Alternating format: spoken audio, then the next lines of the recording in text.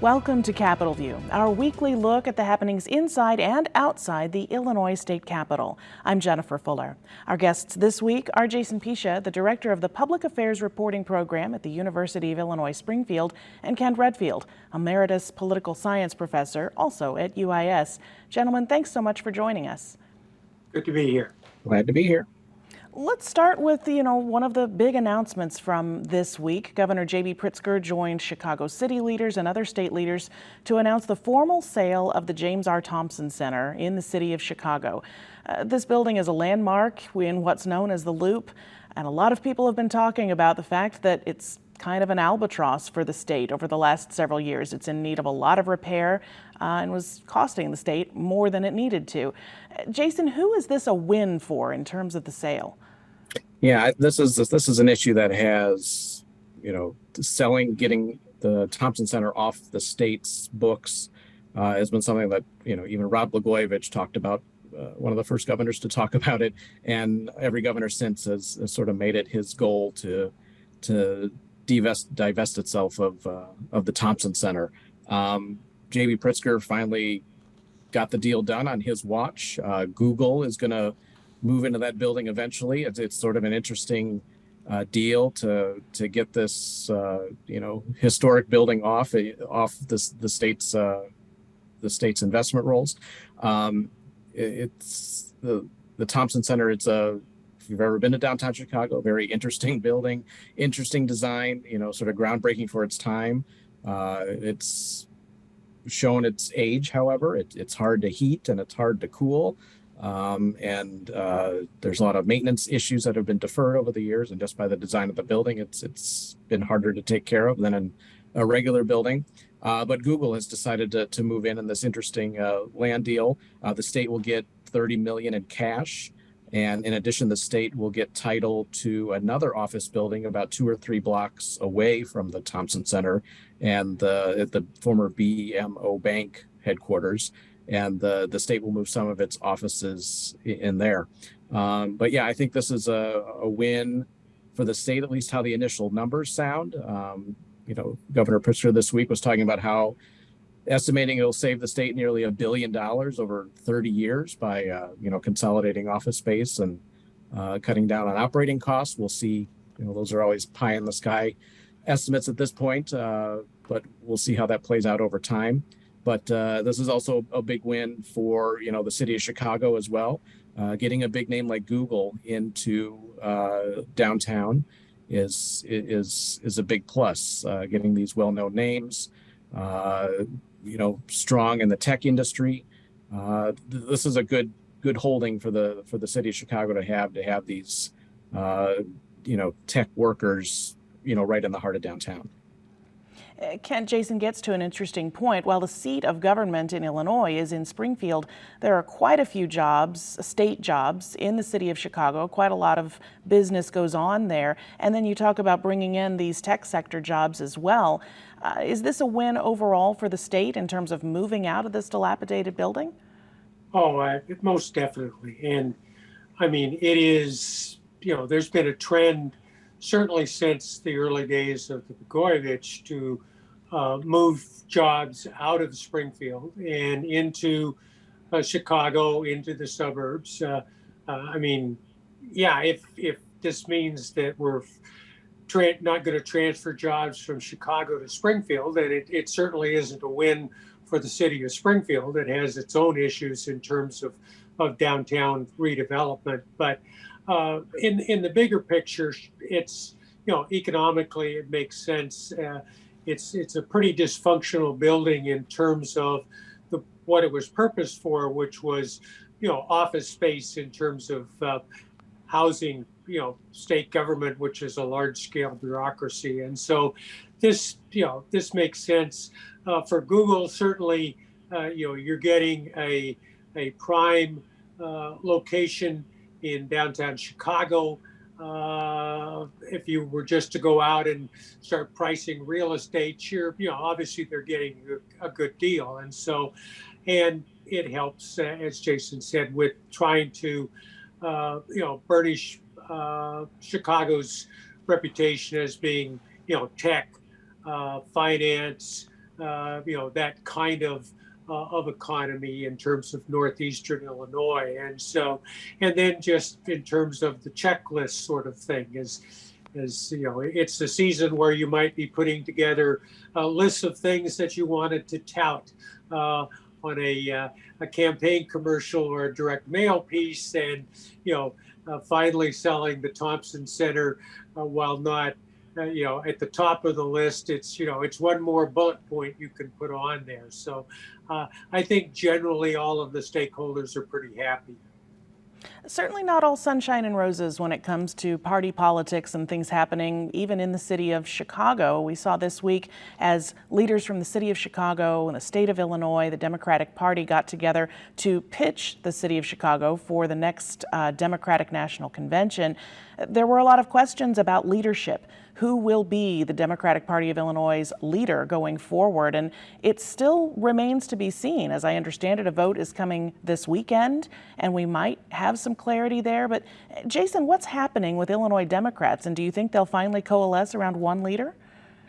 Yeah, I think, it behooves them to sort of develop the one big happy family environment before all this happens. And, even at that news conference this week, JB Pritzker, who is backing a different candidate for state party chair, was standing right next to, Congresswoman Robin Kelly, who's the current party chair, who he would like to see her, not hold that position anymore, with the main reason being, according to Pritzker and his supporters, that due to the way campaign laws work, because Robin Kelly is a congressperson, she is unable to fundraise for state candidates, which sort of puts a crimp in the Democrat style, so to speak, in trying to raise money. So there's a separate organization that raises money for state candidates. Pritzker's people say it could be, more efficient to do it with the other candidate. So we'll see where this hashes out. It'll be interesting, but I do think, they'll come together in some way. And, if they don't fully do it before the vote happens, you'll be sure there'll be a news conference afterwards where they'll be all standing together once again, sort of, kumbaya moment for the Democrat Party, saying, we're ready to move forward with this. And our main goal is just to win the governor's office, win statewide offices, and hold on to super majorities in both the Illinois House and Senate. Kent, how much of this is still kind of a vacuum at the top, with former House Speaker Michael Madigan no longer being in control of the Democratic Party? Oh, I think that's a major factor here. This is still part of working out what the post-Madigan era looks like. And so as the speaker built his power, he took over the chairmanship of the DPI, the Democratic Party of Illinois. After it had been in shambles with the fiasco with trying to the second Stevenson campaign, where we ended up with a couple of disciples of Lyndon LaRouche being on winning the primary. And so a downstate Senator Vince DiMuzio rebuilt the party. At that point, Madigan, who was looking to kind of, how do I build a power base outside the city of Chicago, seized upon that as a way to enhance his power, and eventually had a surrogate take over the chairmanship, and then eventually took it over himself. And so the Democratic Party became the third bucket that you put money in when you gave money to Speaker Madigan. You gave it to friends of Michael J. Madigan. You gave money to the Democratic House Caucus Committee, which is a political party under state law. And then if you were maxed out as an interest group or a candidate or an individual citizen or a company on those other two options to give money, then you could give money to the Democratic Party of Illinois. And so, that allowed him to consolidate power, and people are reluctant to go that route. This is also a fight between the governor and, to a certain extent, the General Assembly, between those groups and the senior senator from Illinois, Dick Durbin. And so he was the one that was pushing Congressman Kelly's chairmanship. And so there's kind of, who's going to be, who's going to be the chair of the party. Money is, in fact, an issue with all of this. In 2018, the 2018 cycle, the DPI raised over $5 million in new money, less than $300,000 with the Republican Party in Illinois.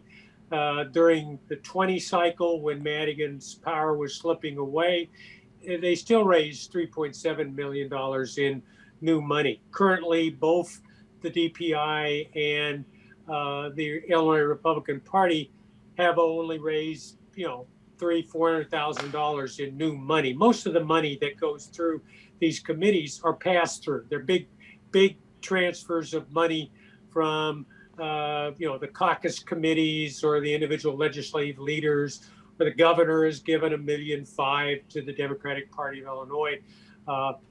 And so, there is a question about, Madigan, with his contacts, with his power, attracted lots of money.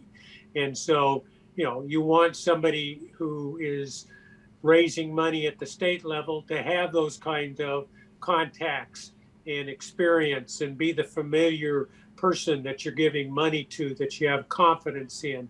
So, there are lots of ways to get there, and they haven't figured out how to get there yet. It's unfortunate that they're having a public fight when they're trying to present a unified front, not only for winning the Democratic nominating convention before the next presidential election, but also they'd like to move up the Illinois primary to be more prominent in terms of the presidential primary schedule in 2024. So it would behoove them to solve this, work this out in private, and then have an announcement about a consensus way of moving forward rather than coming down to a public roll call next Saturday. Well, we'll see how well they do.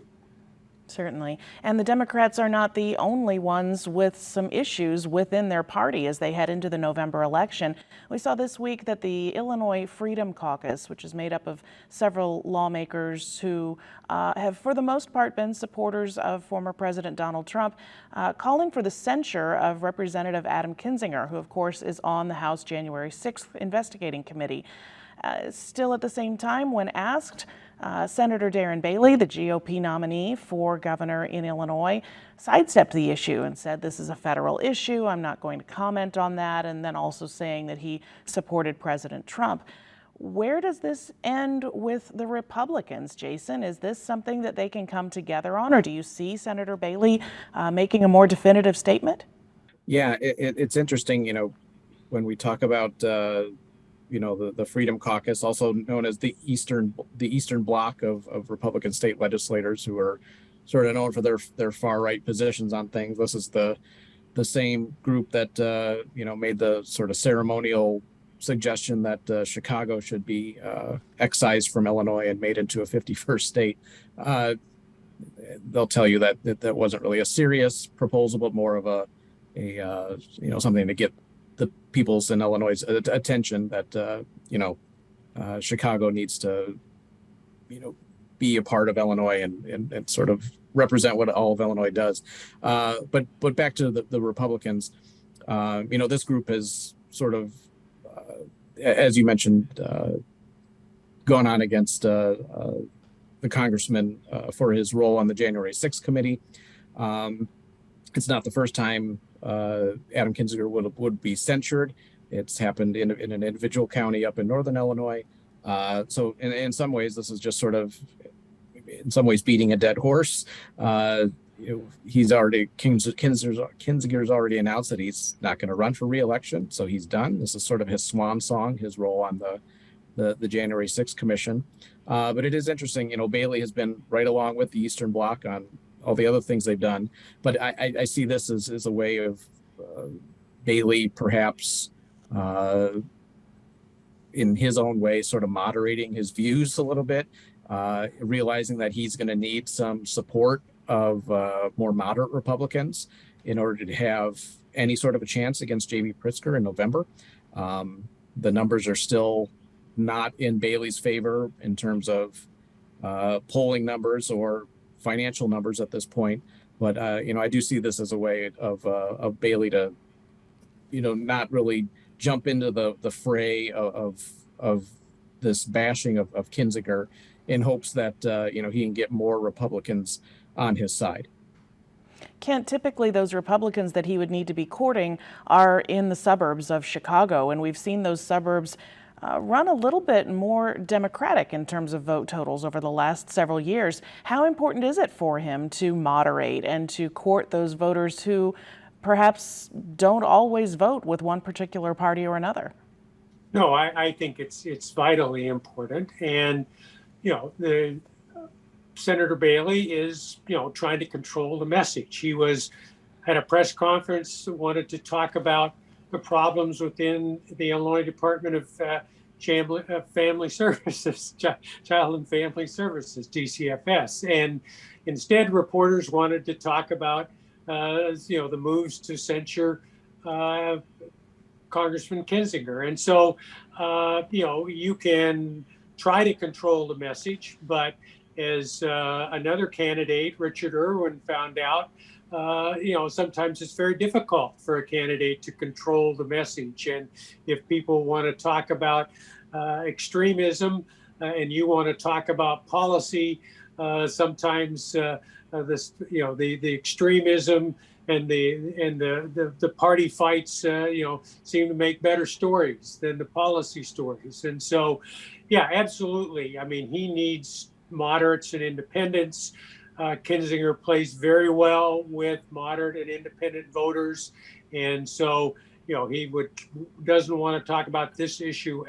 Senator Bailey doesn't want to talk about this issue at all. And whereas we know that the governor's campaign, in addition to talking about the great and wonderful things he's done in getting Illinois out of the hole that it was in when he became governor, is going to want to talk about all those Republican extremists who, whatever your problems are, these people can't solve them, and lump them all together. So it will be a fight from here until Election Day as to who's going to control the message. That message is something that in some cases doesn't always resonate with voters, though, Kent. When you talk about voters who are worried about inflation, gas prices, being able to pay for groceries and things like that, what are the candidates going to have to do to kind of shift their messaging away from these extremes and really talk about the issues that are impacting real people? You have to run a two-front. And so you're going to see, in Central Illinois, we've been seeing ads about various things that the governor has done for downstate Illinois. And so you want to show you're concerned and you're empathetic.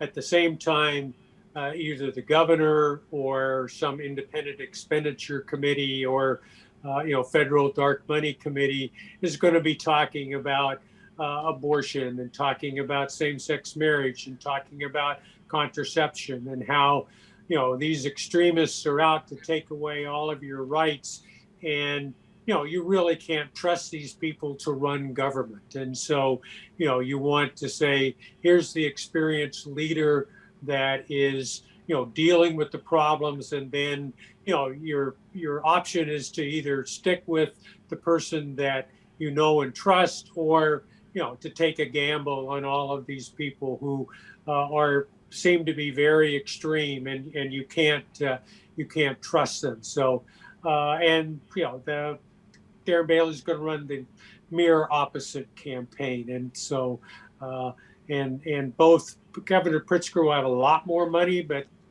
Darren Bailey's campaign will have enough money to get the message out.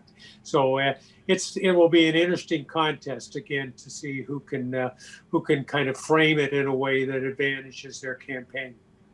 Jason, what's an undecided voter to do in terms of literacy on who's really telling the truth and where the actual policy and effective information is? Yeah, I'll just go back to the lessons I give in my, intro to mass media courses here at UIS. When my students are sort of getting bombarded from both sides, and even more than both sides, on social media and news media on what's true and what's not. I think just be open minded. In our sort of our siloed media environment that we're in, where everyone sort of picks their favorite news organization or news channel that caters to a political bent that we like or that we support. We only get one side of the story. I always encourage my students to, let's watch both CNN and Fox News and see what they both have to say. And that can happen, on the state level as well. Let's read as many local news sources as you can. Be wary of the news sources that you do read, sort of where their funding comes from, and what points of view that they espouse and support, and just sort of fill yourself up with as much information as you can. That's good and solid. And if you're not sure about it, do a Google search about the fact that you read that you're not sure about. If it's true, there'll be others writing about it as well, either confirming that it's true or throwing it out as a lie. So that's my advice that I give to everyone who's sort of figuring out how to wade through all this as we try to make a good decision on Election Day. Sure.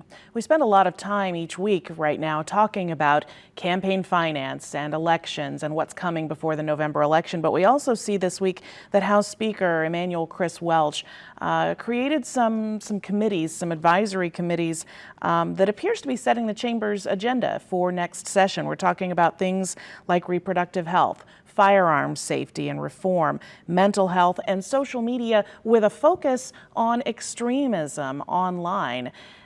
Kent, what do you think in terms of how those issues will go? Is this the agenda that the Democrats are hoping to push next session? Well, it's part of the agenda, and we're in the middle of the general campaign for the general elections. So, they need to keep their core, particularly the progressive core, energized, and certainly.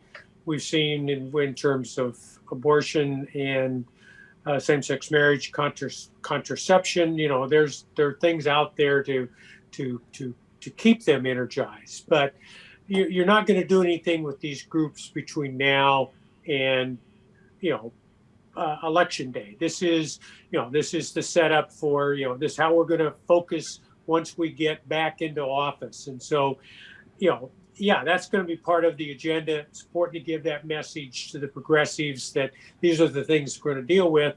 In addition to, we've got to balance the state budget. We've got to deal with the economy. We've got to fix the problems with, the DCFS, Children and Family Services. I mean, this is one part of it, but you're always trying to, how do we keep the base happy? And how do we grow the base in terms of moderates and independents? And so this is just one piece in the election, but it is also clearly, what they expect to be working on as part of their effort if they remain in power after, and come back in January. Jason, does this put Republicans on the defensive at all? Do they have to come up with their own answer to this? Yeah, there's been criticism from Republicans about how these working groups really exclude Republicans at this point, and Democrats in response will say, well, we're going to figure out what direction we're going to go with this, then we'll bring in the Republicans to talk about it.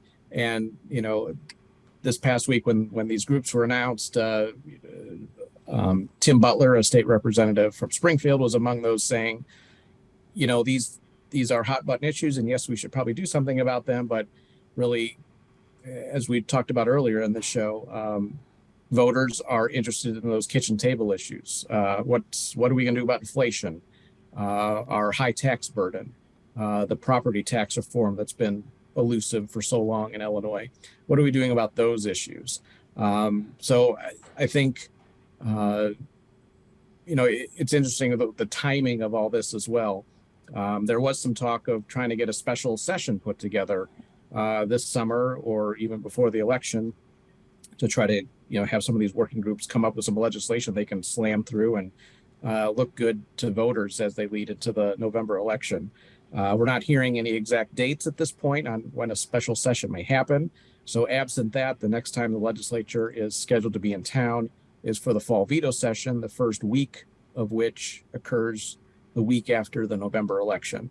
So at that point, we theoretically have some lame duck legislators, who are, at that point would develop some ability to vote for maybe some things that might hurt them at the ballot box. They wouldn't need to worry about that anymore. The leaders would also have a better view on, did both the House and Senate retain their supermajorities and able to, get things through and enact those laws right away, since you'd need a supermajority vote to get that to happen. Certainly. We've got the Illinois State Fair starting later in the month of August as well. We'll keep track of the political announcements and things from that as well. Our guests, Jason Piscia, Kent Redfield, thanks so much. Good to be here. Thank you. Thank you. And we'll catch you next time on Capitol View. I'm Jennifer Fuller.